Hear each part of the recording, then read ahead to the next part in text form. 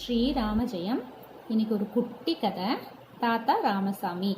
ஒரு ஊரில் ஒரு தாத்தா இருக்காரு. அவர் பேர் ராமசாமி. அவர் வந்துட்டு என்ன பண்ணுறாரு, பார்க்குக்கு டெய்லியும் வாக்கிங் போவார். அப்போது ஒரு நாள் வாக்கிங் போகும்போது என்ன ஆகுது, ஒரு சின்ன மஞ்சப்பை கிடக்கு அவர் கண்ணு முன்னாடி. அதை எடுத்து பார்க்குறாரு. அவருக்கே ஆச்சரியம். அந்த பை ஃபுல்லாக நிறைய பணம் இருக்குது. அவருக்கு அதிசயமாக இருக்குது. அவர் மனசு உடனே கஷ்டப்படுதுச்சு. யாரோ விட்டுட்டு போயிட்டாங்க, 2 வீலரில் போனவங்க யாரோ விட்டுட்டு போயிட்டு இருப்பாங்க போல இருக்குது, என்ன பண்ணலாம் அப்படின்ட்டு அங்கேயே வந்துட்டு வெயிட் பண்ணிட்டு இருக்காரு. 5 மணிலேருந்து 7 மணி வரைக்கும் 2 hours வெயிட் பண்ணி பார்க்குறாரு. ஆனால் அந்த பையை தேடிக்கிட்டு யாருமே வரல. ஸோ அப்புறம் என்ன நினைக்கிறாரு, சரி இந்த பையை தேடிட்டு யாருமே வரல, நம்ம என்ன பண்ணலாம் அப்படின்னு யோசிச்சுட்டு இருக்காரு. சரி போலீஸில் கொடுக்கலான்னா அவர் ஃப்ரெண்டு சொன்னது ஞாபகம் வருது, சம்டைம்ஸ் போலீஸில் கொடுத்தது அதுவே மிஸ் ஆகிருக்கு அப்படின்ட்டு. ஸோ இப்போ என்ன பண்ணலாம் நம்ம அப்படின்ட்டு யோசிச்சுட்டே இருக்கும்போது அவருக்கு திடீர்னு ஒரு யோசனை வருது.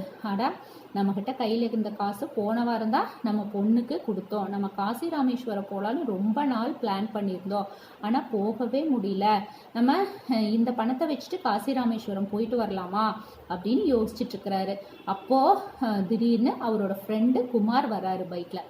வந்து பார்த்துட்டு, என்னடா ராமசாமி நீ இங்கே இந்த நேரத்தில் பார்க்கில் இங்கே இருந்துட்டு இருக்க அப்படி சொல்கிறாரு. ஸோ இவர் பார்த்துட்டு இவர் அப்படியே மழுப்பிட்டு, ஆமாடா நான் நடந்துட்டுருக்கேன் அப்படின்ட்டு இதை பற்றி சொல்லலை அவர்கிட்ட. ஸோ குமார் சொல்கிறாரு, நீ எங்கடா போயிட்டு வந்த அப்படின்னா, நான் லக்ஷ்மணன் வீட்டுக்கு போயிட்டு வந்தேன். உனக்கு தெரியும்ல நம்ம ஃப்ரெண்டு லக்ஷ்மணன், அவன் கூட பணத்தை நேர்மையாக அவன் சம்பாதிக்கவே இல்லை, நேர்மை இல்லாமல் இருந்தான். இப்போ அவன் கேன்சர் வந்து கஷ்டப்படுறான், அவனுக்கு ட்ரீட்மெண்ட்டு கூட காசு இல்லாமல் இருக்கான். ஆனால் இப்போ அவன் நல்லவனாக இருக்கான், என்ன செய்யறது, அதாவது அவர் நேர்மையாக இல்லாததுனால அவனுக்கு கடைசி காலத்தில் இப்படி கஷ்டம் இருக்குது அப்படின்னு சொல்ல முடியும் உடனே அப்படின்னு சொல்லிட்டு அவர் யோசிச்சுட்டு இருக்காரு. அப்போது ராமசாமி தாத்தா டக்குன்னு அவருக்கு ஒரு யோசனை வருது.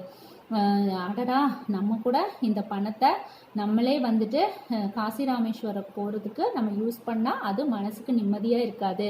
நம்ம இந்த பணத்தை கஷ்டப்படுற லக்ஷ்மணனுக்கு கொடுத்துடலாம். லக்ஷ்மணனுக்கு கொடுத்தோன்னா அவனுக்கு யூஸ் ஆகும், அதுதான் நமக்கும் நிம்மதியாக இருக்கும் அப்படின்னு சொல்லிட்டு உடனே குமார்கிட்ட சொல்கிறாரு, நானும் லக்ஷ்மணன் போய் பார்த்துட்டு வரேன் அப்படின்னு சொல்லிட்டு போய் லக்ஷ்மணனை பார்த்துட்டு அவனுக்கு நலம் விசாரிச்சுட்டு அவருக்கு இந்த பணத்தை கொடுத்துட்டு வீட்டுக்கு நிம்மதியாக திரும்பி வர தாத்தா. அனைவருக்கும் நன்றி.